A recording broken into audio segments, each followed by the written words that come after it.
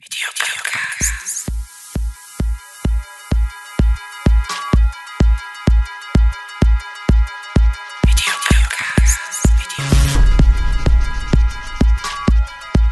Hello everybody, welcome to podcast number 6.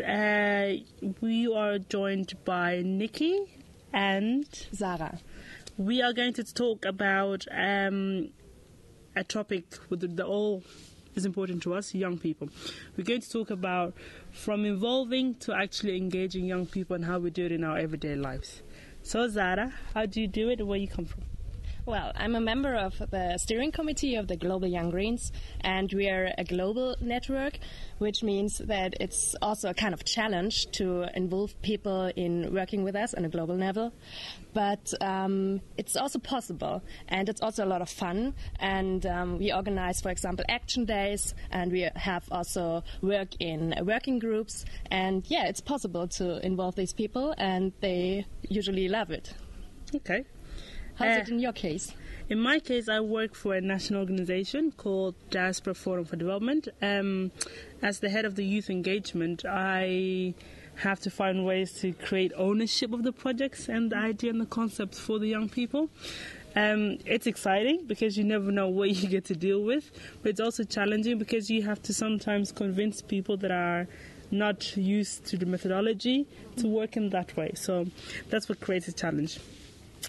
If you could change one thing about the way you work, what would you do? I would love to create more responsibility also for the work. For example, sometimes it's a challenge to assign duties and also to tackle projects together. Sometimes it's not very easy to know who's actually responsible for what issue, and sometimes people have no time, and sometimes they don't feel like working in a team. And this can be, quite a challenge. Okay, and what do you do to solve all of that? We try to really work as a team. We try to encourage the people to work together, and we also try to have fun. And this is super important because without fun, youth work is really lame and boring, and then people don't feel really encouraged. Yeah. Yeah, and how do you do it actually? Like I said, I cry.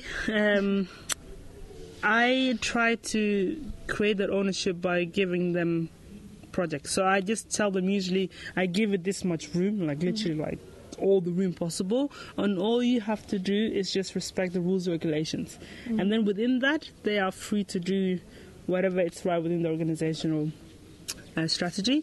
The beauty of that is you get some creative results out of it because they have the freedom, so they feel a sense of responsibility and excitement, but at the same time the challenge comes in is when you get a project that's so good but it's so bad at the same time because they lack the actual skills you bring. So you then have to spend time trying to validate that. But it's great. I love youth work. One more thing. What is your sustainable plan? Like where does the youth fit in the sustainability part of it all? Actually, we have a kind of activity plan for every year, and we also have congresses, global congresses, every 2 to 3 years. And right now, we are organizing the next congress that should take place next year in Istanbul. Hopefully, we are still trying to apply for different kinds of fundings. Money. Yeah, we hope that it will work out well in the end. Yeah. And I think it's always very good to work on concrete projects, for example, the Congress right now, because then you have a vision and then you have a clear target, and then you know what you're working on and you have something real and not just, the daily issues or the daily business you have to tackle anyways. Yeah. Yeah.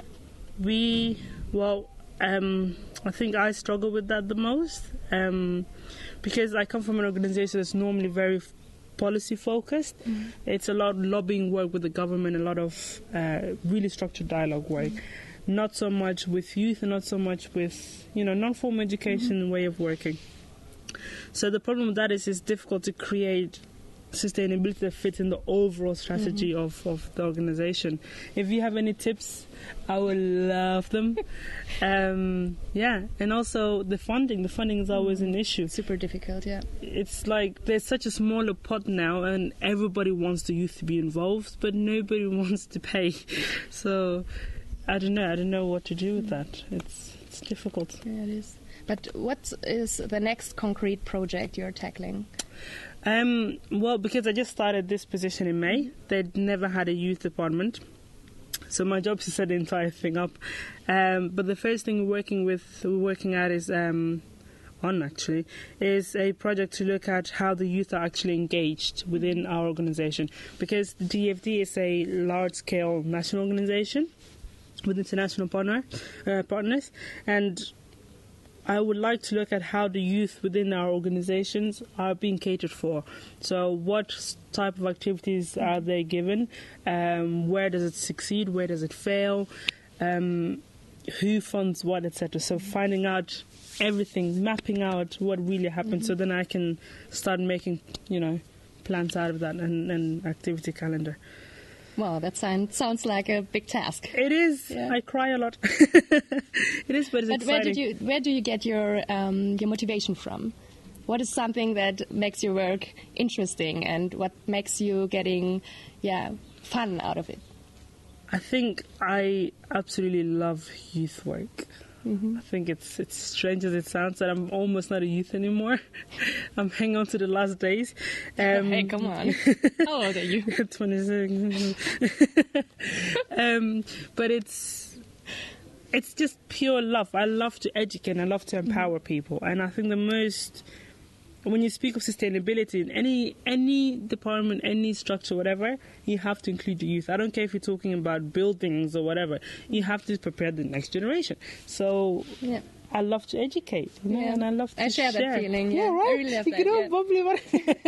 We should work together. We should work together because we don't have any work on environment very much. Yeah. And maybe it could be something we incorporate on. Yeah, that would be cool. I mean, just 3 days ago, we had our last Global Action Day. Yeah. It was the GYG, Global Young Greens World Car Free Day.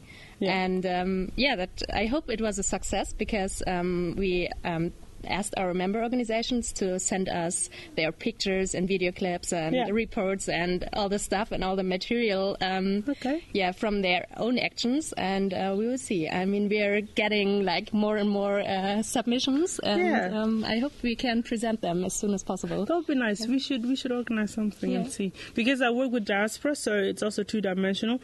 They're living in the Netherlands, but they usually have links with the country of origin.